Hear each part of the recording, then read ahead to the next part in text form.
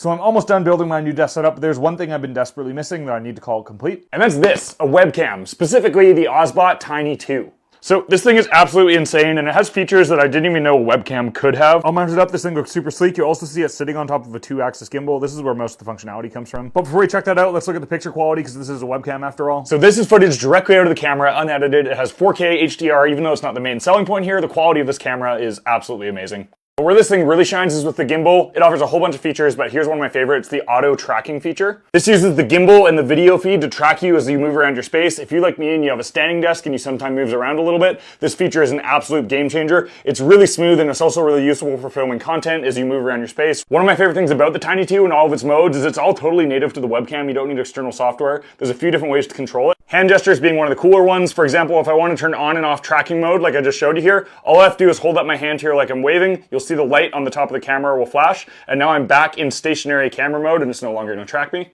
You can also use it to zoom. If you hold your hand up in an L like this, it'll zoom in on whatever you're focusing on. This is really cool. On top of the gesture control, the Tiny 2 also has 2 built-in microphones, which can not only be used for voice input, but it can also be used to control the state of the camera with simple voice commands. You'll see here now it's tracking me. All I need to say is position 1,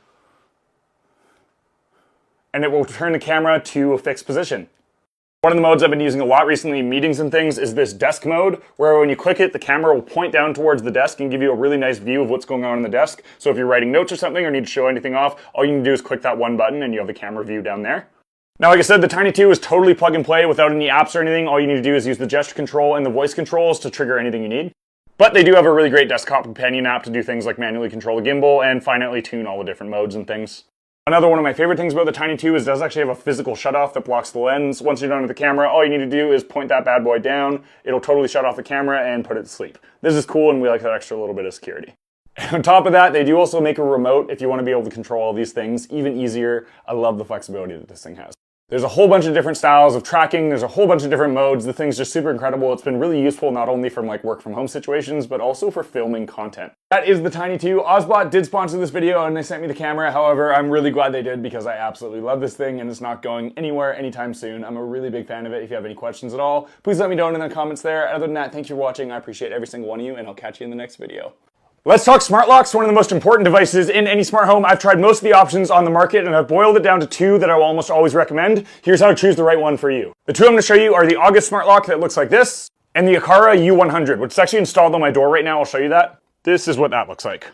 So from a price perspective, both these are very similar. They both hover around the $175 range USD. They're also both compatible with all the mainstream smart home systems. This is important. This includes Apple HomeKit, Amazon Alexa, and Google Home. How do you choose the right one for you? We're going to start with talking about the Aqara U100 because this one on paper is the best lock and it has the most features. A few of the big features this has that the August lock doesn't. It has Apple HomeKey that lets you unlock the lock with your Apple Wallet. It also has a fingerprint scanner and a pin pad. The August lock does not have either of these features. That being said, you can actually buy an external pin pad for the August lock if it's something you need. So the Aqara U100 is what I recommend to most people, but it does have one really big downside, which is where the August lock comes in. So the way the Aqara lock works is it replaces your entire lock. You have to replace both the deadbolt side and the latch side, and you have to get a new key. Now, unfortunately for a lot of people, this just isn't a possibility. There's a whole lot of reasons why you might not be able to do this. One of the main ones being if you're a renter and you can't actually swap out the keys because your landlord needs a copy, or if you're in a condo board and you can't change the outside of the lock, or if you've given out a bunch of keys to your house and you can't afford having them all being swapped out.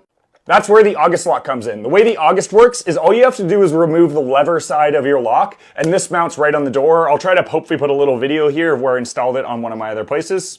Now, because it is only replacing the lever side of the door on the inside, you do lose those access features like the fingerprint scanner and the pin pad that you have on the Aqara U100. It does allow for a super sleek setup where the outside of the door doesn't change at all. This thing is also super, super easy to install. There's 2 more main advantages of the August lock. The first one is this has really good native auto unlock. Auto unlock is having it so when you approach the door, the lock recognizes your phone and auto unlocks the lock. This is a really great feature. It can be achieved with your native smart home software, but it's built into the August software and works really well. If that's something you're looking to dive into without any fuss, the August does a really good job of it. Another less significant point, but still worth mentioning, the August lock is also much quieter than the Aqara U100 when unlocking and locking the door. Aside from those differences, both these locks do their job absolutely amazing, and I can vouch for that personally. Like I said, smart locks are one of the most important parts of any smart home. Not only are they just a fun novelty, but I think they add a lot of value to both the security and usability of your home. Being able to check when the door is locked, lock it if you forgot, having automations to make sure it's locked when you leave home, giving temporary access to friends and families when you need it and you're away. These locks are just amazing, and I think every home should have one.